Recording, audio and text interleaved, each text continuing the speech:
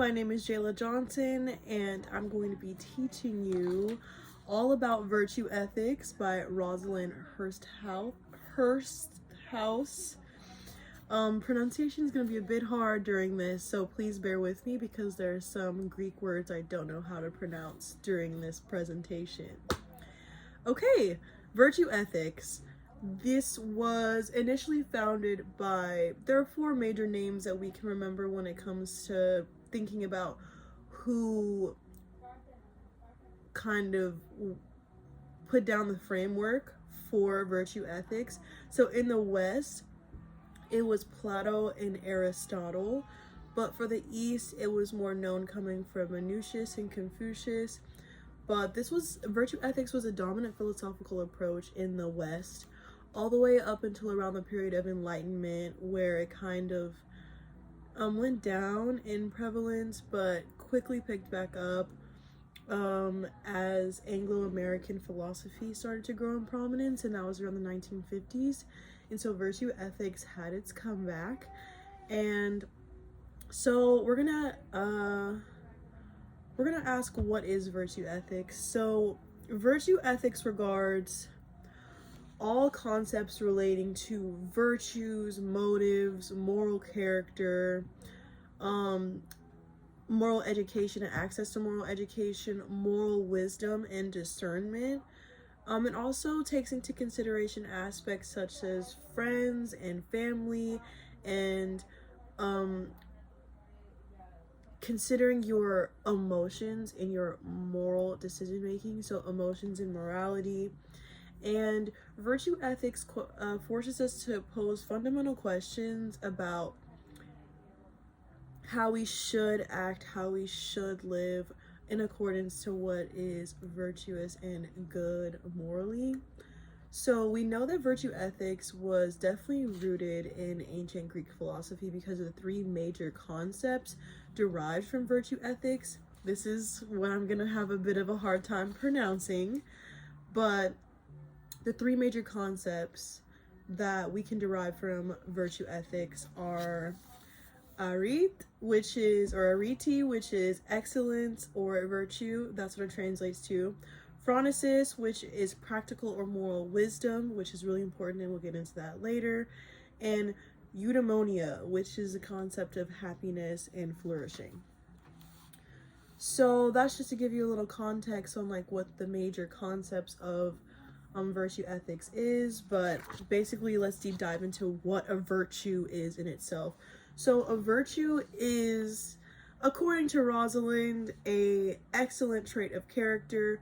To deep dive into it a little bit, I would say, and I believe Rosalind was explaining in the text, that it's not so much a character trait you picked up, or like just a hobby or something that you turn on and off. A virtue is a deeply ingrained character trait that is present in all of your decision making and all of your emotional reactions and all of your choices. How you think, how you act, everything. How you feel and how you desire. It's naturally deeply ingrained in your character.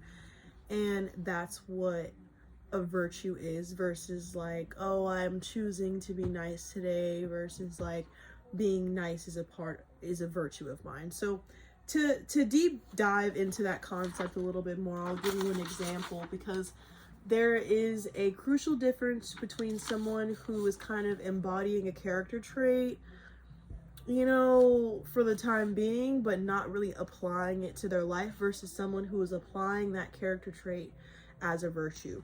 So let's go into honesty, for example. If honesty is something that I'm not applying as a virtue in my life, then I could tell the truth about something, but I could be telling the truth simply because I'm scared that I'll get caught in a lie, or I'm telling the truth for some other random benefit that I could get out of the situation, rather than if honesty was a genuine virtue of mine, then I would tell the truth simply because there would be no other alternative for me, as dishonesty isn't something that's in alignment with my virtues, my virtue of honesty.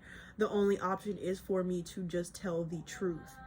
And when you apply something as a virtue in your life, it's not just in your actions, like, oh, I'm choosing to tell the truth in this situation, but also if honesty is a virtue of mine, then I'm going to apply that in all areas of my life, in the company that I keep, and the environments that I stay in, play in, work in, the people I talk to, the business endeavors that I have. I'm going to be applying honesty in all those areas if it's actually a deeply ingrained virtue for myself. So, just got my notes here. Yeah, so reasoning and application is really important when we're thinking about virtue ethics, because we need to know the reasoning and intention behind why you're doing what you're doing and how you apply it. We're going to get into application a little bit later, but before we get into application and practical wisdom, I do want to just talk about the fact that perfect virtue is a concept, and Rosalind does talk about it in the text, but she does identify it as something that is rare. Virtue still has value, and it's, a person can still be virtuous. Well, okay, I don't know. A person can still make choices that are very admirable and that would still be in alignment with good virtue, despite it not being perfect virtue. So perfect virtue is having absolutely no qualms and no hesitations about doing right thing. I did something illegal, I'm charging to the prison.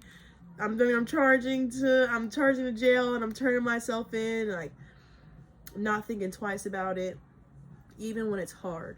And I think it's just very natural for people to kind of hesitate when it comes to telling an uncomfortable truth, owning up to something that they did. And the writer acknowledges that there's still moral value in the fact that the person chose to be virtuous despite having a desire to do something else. So the idea of perfect virtue has value because it's like you didn't even hesitate in doing the right thing, but the writer also wants to emphasize the value in doing the right thing even when you feel inclined to do something else. So that's why she identifies perfect virtue as rare and still valuable, but you know, she accounts for just human flaw and error. Okay, now we're getting into the final section of what I'm going to be talking about today for virtue ethics. But the final segment to this is going to be practical wisdom. So essentially, Rosalind explains that the concept of natural virtue is, we've been basically talking about the concept of natural virtue this entire time, that inherent natural feeling to do the right thing, the inclination to do the right thing.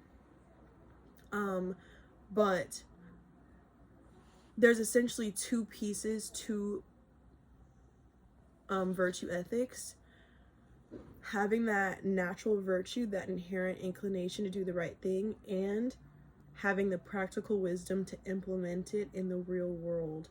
So practical wisdom in Greek ethics, in ancient Greek terminology that some of virtue ethics was derived from, the term used to describe practical or moral wisdom is phronesis, as I said earlier in this presentation.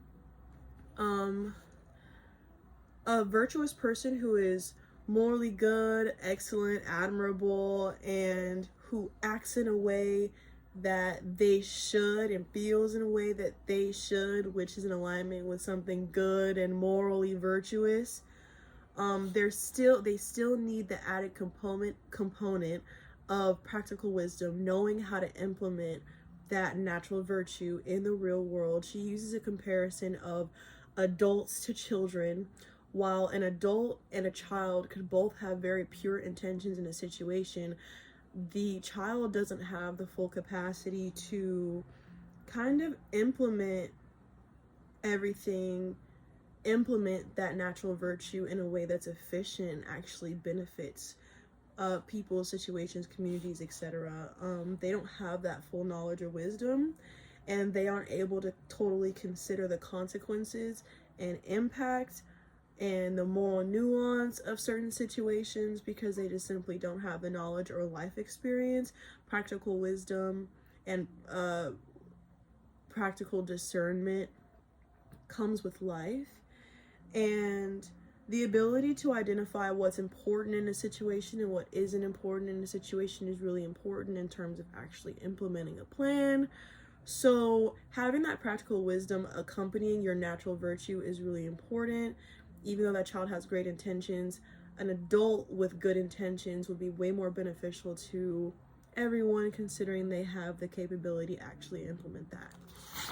So that was our little lesson on virtue ethics. I hope you enjoyed. Thanks for listening.